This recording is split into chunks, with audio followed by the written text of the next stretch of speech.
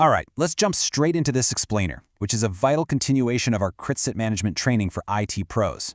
Today, we're unlocking your definitive playbook for taking total control of stalled, high-pressure bridge calls. You see, as a CritSit manager, you aren't just there to passively observe an incident. You're there to actively drive it toward a resolution. And doing that requires mastering a very specific set of skills for when the pressure is literally at its absolute peak.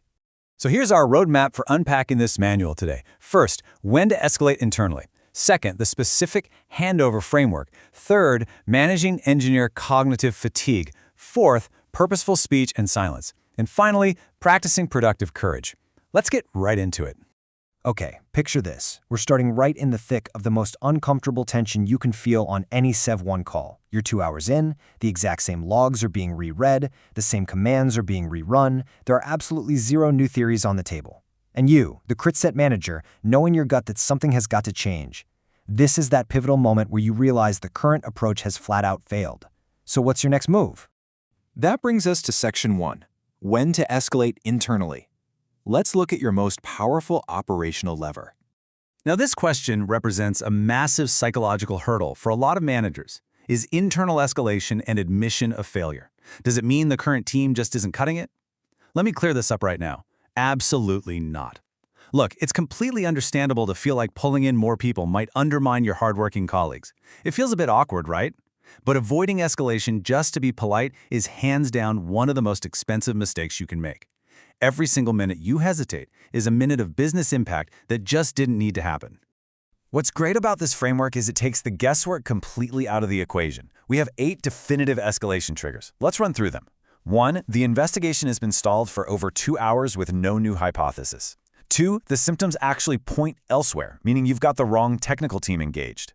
3. The current engineer lacks specific expertise in the failing component. 4. The customer impact is growing way faster than your response. 5. Clear workarounds are available, but they're being totally ignored. 6. A decision needs management or executive approval. 7. A vendor support case has to be bumped up to premium. And 8. You've got multiple teams involved, but nobody actually owns the next step. If even one of these triggers gets tripped on your bridge, you escalate immediately. No hesitation. If more than one is firing, well, you're already behind. And this right here perfectly illustrates the night and day difference between a vague plea for help and a sharp, targeted escalation. Think about how weak it sounds to just say, "We need more help on this." That tells the incoming team literally nothing.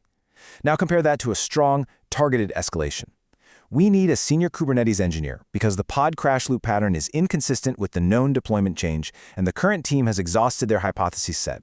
We need someone who can evaluate JVM heap configuration and node affinity rules independently." Boom. That demands an exact skill, explains the precise failure pattern, and names the exact independent evaluation needed. Phrasing it this strongly saves 15 critical minutes of onboarding time, and in a Sev-1, 15 minutes is a game changer. Section 2, the specific handover framework. Because, as you'll see, escalating is really only half the job. Let's drill down into the exact procedure for handing the bridge over to a fresh engineer. So, the absolute key here is that when a new team joins, you do not give them a 10-minute brain dump. Nobody needs a winding backstory. You deliver exactly these 4 structured pieces of data to prevent endless, frustrating reinvestigation. Number 1, what the current impact is. 2, what actions have already been tried. 3, what the current leading hypothesis is. And 4, what the immediate next step was right before they joined. Let's look at exactly what that sounds like in practice. You step in and say, "Quick context. SSO has been down for 47 minutes, approximately 3,000 users unable to authenticate. We've ruled out the recent deployment as the cause. Logs are clean. Current hypothesis is a certificate chain issue on the identity provider. The previous engineer was about to check the IDP configuration when we brought you in. That's your starting point." Deliver that script with calm, crisp authority. It literally takes 30 seconds to say, but it transforms a chaotic scramble into 20 minutes of pure saved time. You've got to build this habit into every single escalation. Moving on to Section 3, managing engineer cognitive fatigue.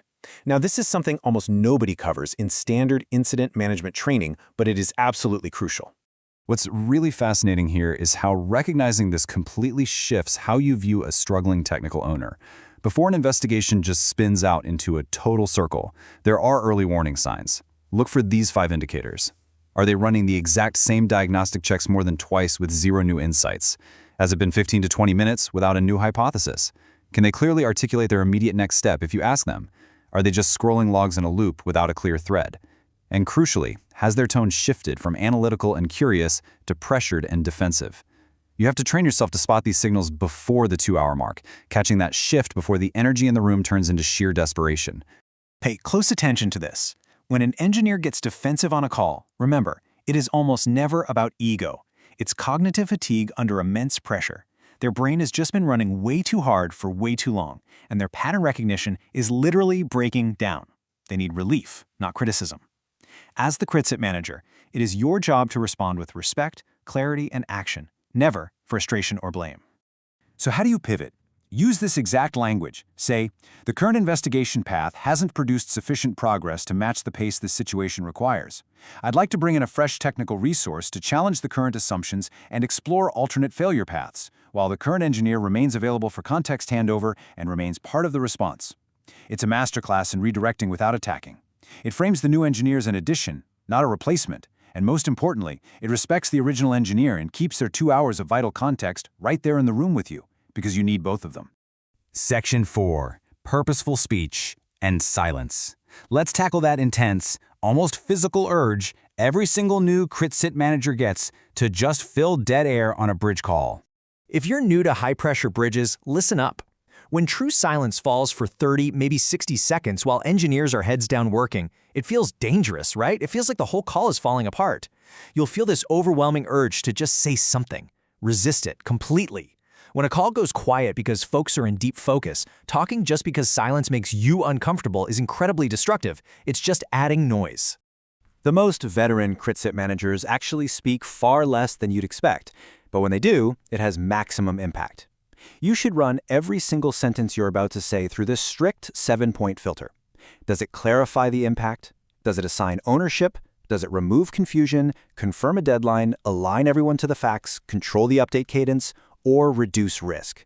If the answer to all 7 is no, just bite your tongue. Let it go quietly. Why are we so militant about this? Well, look at the concept of collective attention. The most limited resource on that bridge isn't time, and it isn't headcount. It's collective attention. Unnecessary noise on a Sev-1 is wildly expensive. You've got to guard their collective attention like it costs cold, hard cash, because pulling engineers out of deep focus literally prolongs the outage. Finally, Section 5. Practicing productive courage. Now, we have to look at the flip side of that silence discipline. While silence discipline is an essential skill, there is one very specific type of silence you can never, ever tolerate as a leader. It's the silence of everyone knowing something needs to be said, but nobody actually saying it. Sometimes the bridge goes dead quiet because the investigation hit a brick wall, or a proposed fix has a massive risk attached, or maybe someone's senior's on the call and nobody wants to challenge them. When that happens, your job is not to stay quiet. Your job is to step up and name the uncomfortable truth out loud. You don't have to be aggressive or dramatic about it. Just be clear. Step in and say, I want to name something. We've been on this hypothesis for 40 minutes and I'm not seeing forward movement. I'd like to hear a different theory before we go further down this path. Using a non-aggressive script like this is how you exercise productive courage. It breaks the deadlock so the team can actually get moving again. Remember, you aren't there to fix the technical issue yourself. You're there to ensure the response keeps moving forward. All right, let's do a quick, critical recap of the 3 major skills that will instantly upgrade how you run a bridge. 1. Escalation specificity. Don't just generically ask for help, demand exact skills and use that sharp 4-part handover.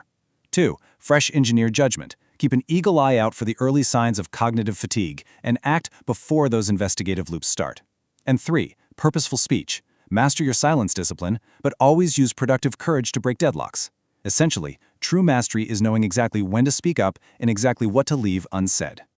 I want to leave you with one final, provocative thought.